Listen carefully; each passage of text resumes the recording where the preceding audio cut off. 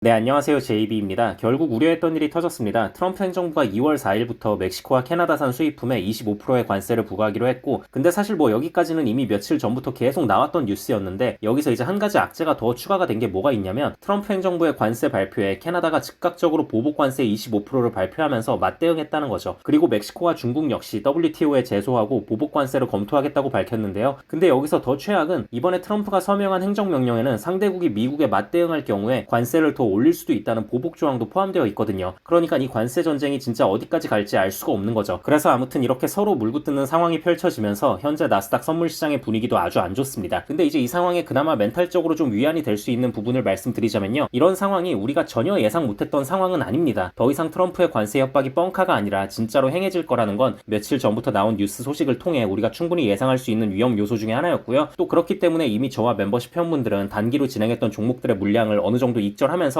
현금 확보를 해두기도 했죠. 그러니까 그렇게 확보해뒀던 현금으로 다시 또 저점에서 주식을 잘 사면 됩니다. 오히려 이렇게 시장이 격하게 흔들려줄 때가 살만한 종목들이 훨씬 더 많고요. 그리고 또 주식 투자하다 보면 정말 별의별 일이 다 발생하는데 그냥 그런 일들 중 하나였다고 생각하시면 그나마 마음이 좀 편해지실 것 같습니다. 그리고 사실 관세 이슈가 너무 강력해서 그렇지 주말 동안 나온 뉴스들이 나름 괜찮은 소식들도 꽤 많았거든요. 예를 들면 중국 경제가 살아나고 있는 정황들이 나온 부분이라던가 구글의 CEO인 순다르 피차이가 엔비디아의 블랙웰이 구글 클라우드에서 성공적인 데뷔를 했다면서 자축하는 글을 올린 부분이라던가 그리고 또 관세 시행일은 기존 2월 1일이 아닌 2월 4일로 연기한 게 뭔가 또 나름 준비한 게 있어서 저런 것 같기도 하고 혹은 뭐 그때까지 협상의 여지를 더 남기려고 저런 것 같기도 하니까요. 일단 돌아가는 상황을 잘 지켜보면 좋을 것 같습니다. 네, 그럼 오늘 영상에서는 이번 주 나스닥 증시에서 우리가 참고하면 좋을 만한 주요 이벤트들에 대해 요일별로 정리해서 말씀드리도록 하겠습니다. 그리고 시작 전에 멤버십 회원분들께 공지사항 하나 전해드리자면요. 저는 오늘 밤 11시에서 11시 20분 사이에 멤버십 게시물을 올리면서 새롭게 매수할 만한 게 있다면 바로 매수하도록 할 테니까요. 평소 저의 실시간 매수 매도를 참고하고 계신 멤버십 회원분들은 해당 시간에 멤버십 커뮤니티 게시판을 잘 확인해 주시면 좋을 것 같습니다. 네, 일단 월요일입니다. 오늘은 일단 중국에서 1월 차이싱 제조업 PMI 발표가 예정되어 있습니다. 참고로 주말 동안 나온 중국 관련 소식이 나쁘지 않았습니다. 물론 지금 관세 이슈가 워낙 강력해서 이 소식들이 얼마나 힘을 받을 수 있을지 확실하진 않지만 중국 경제가 살아나려는 듯한 모습들이 많이 나오고 있어요. 1월 상하이항 컨테이너 처리량이 500만 TEU를 돌파하며 역대 월간 최대 규모를 기록했고요. 또 춘절 연휴 기간에 상하이에 있는 다수의 요식업 사업체가 강한 회복세를 보였다는 소식이 전해지기도 했습니다. 대부분의 음식점 매출이 전년 동기 대비 무려 20-30%가 증가했다고 하니까 확실히 중국 경제가 이젠 좀 바닥을 찍고 반등하는 거 아니냐는 생각을 우리가 해볼 수 있을 것 같고요. 또 중국 증권감독관리위원회 위원장인 우칭이 이제 주식시장은 정부 부양의 한 축이라는 발언을 한 부분이라던가 비아디의 1월 판매량이 30만 538대가 나오면서 전년 대비 무려 49%나 증가한 부분이라던가 이 모든 것들이 사실 지금 관세 이슈만 아니었다면 중국 증시에 강력한 호재로 작용할 수 있을 만한 소식들이었다는 점 알고 계시면 좋을 것 같고요. 그리고 오늘 미국에서는 1월 ISM 제조업 PMI 발표가 예정되어 있고요. 또 실적을 발표하는 기업으로는 장후의 NXP 세미컨덕터와 팔란티어가 예정되어 있다는 점 참고하고 계시면 좋을 것 같습니다. 네, 그리고 화요일입니다. 화요일엔 미국에서 12월 졸지 구인이직 보고서가 나오고요. 주요 기업 실적 발표로는 장후의 텍사스 인스트루먼트와 알파벳 구글 그리고 AMD의 실적이 예정되어 있습니다. 세 기업 모두 상당히 중요한 기업들이죠. 텍사스 인스트루먼트의 실적이 어떻게 나올지는 전날 발표하는 NXP의 실적이 어떻게 나오는지에 따라 결정될 것 같고요. AMD에 대해서 잠깐 코멘트 하자면요. AMD도 지금 실적에 대한 기대치가 바닥이라면 바닥인 상황이에요. 근데 이제 이번 실적 시즌을 보니까 기대치가 바닥이었던 종목들이 생각보다 선방해주는 경우가 좀 있었습니다. 대표적으로 인텔과 애플도 그랬죠. 근데 사실 인텔 같은 경우에는 뭐 그렇게 좋은 실적이었다고 볼 수는 없었어요. 다음 분기 가이던스도 하향했는데 근데도 실적 발표 직후엔 주가가 좋게 상승했습니다. 물론 금요일 창 막판에 관세 이슈로 시장의 전체적인 매도세가 강하게 퍼져서 하락으로 마감하긴 했지만 그래도 그 전까지는 쭉 계속 좋은 흐름을 유지했었거든요. 아무튼 그래서 이런 부분들은 우리가 AMD에도 희망을 가져볼 만한 요소라고 생각하고요. 또 알파벳 구글의 경우엔 지금 시장의 기대치가 굉장히 높습니다. 메타 실적이 워낙 잘 나와서 알파벳도 당연히 잘 나오겠지라고 시장이 생각하고 있는 부분이 있고요. 저도 뭐 잘 나올 거라고 생각합니다. 그리고 지금 장의 전반적인 매크로 상황이 안 좋긴 하지만 그래도 구글은 이 안 좋은 매크로의 영향을 그나마 덜 받을 수 있는 위치에 있긴 하죠. 아무래도 중국 의존도가 거의 없다시피 한 기업이니까 이래저래 구글은 괜찮을 것 같다는 생각이 듭니다. 그리고 수요일입니다. 수요일은 1월 ADP 고용보고서와 1월 ISM 서비스 PMI가 나온다는 점 참고하고 계시면 좋을 것 같습니다. 그리고 주요 기업 실적 발표로는 장후의 퀄컴과 암이 예정되어 있습니다. 네, 그리고 목요일입니다. 목요일에는 신규 실업수당 청구 건수와 4분기 생산성 수치가 나오고요. 주요 기업 실적 발표로는 장후의 아마존의 실적이 예정되어 있습니다. 아마존도 구글과 마찬가지로 이번 실적에 대해 시장의 기대감이 크다는 점 참고하고 계시면 좋을 것 같습니다. 네, 그리고 금요일입니다. 금요일에는 노동부에서 발표하는 1월 공식 고용보고서가 나옵니다. 캘리포니아 주에서 발생한 대형 화재로 신규 실업수당 청구 건수가 급증한 부분 그리고 앞서 나온 소비자 신뢰지수에서 구직의 어려움이 높아진 부분이 확인된 점 등을 고려하면 지난번 25만 6천 건에서 나오면서 이번엔 15만 4천으로 많이 감소한 수치가 나올 것으로 시장에선 예상하고 있는데요. 이렇게 되면 채권의 숨통이 좀 트일 수 있죠. 근데 이제 문제가 지난번에도 예상치는 정말 낮게 잡혀 있었고 또 다른 보조 지표들도 전부 다 일자리 수가 낮게 나올 것을 암시했었는데 노동부의 고용보고서에서는 정작 엄청 높은 수치가 나왔단 말이죠. 그래서 주식시장도 엄청난 충격을 받았고 이런 전례가 있어서 이번에도 또 예상치를 너무 벗어나면 어쩌나 하는 걱정이 살짝 들긴 한다는 점 말씀드리고 싶습니다. 네, 그럼 오늘 영상은 이쯤 하면 될 것 같고요. 저는 영상 초반에 말씀드렸다시피 오늘 밤 11시에서 11시 20분 사이에 멤버십 게시물을 올리면서 새롭게 매수할 만한 게 있다면 바로 매수하도록 할 테니까요. 평소 저의 실시간 매수 매도를 참고하고 계신 멤버십 회원분들은 멤버십 커뮤니티 게시판을 잘 확인해 주시면 좋을 것 같습니다. 네, 그럼 구독자분들 모두 좋은 하루 보내시고요. 멤버십 회원분들은 오늘 밤에 미국장 시작하면 그때 또 다시 뵙겠습니다. 감사합니다.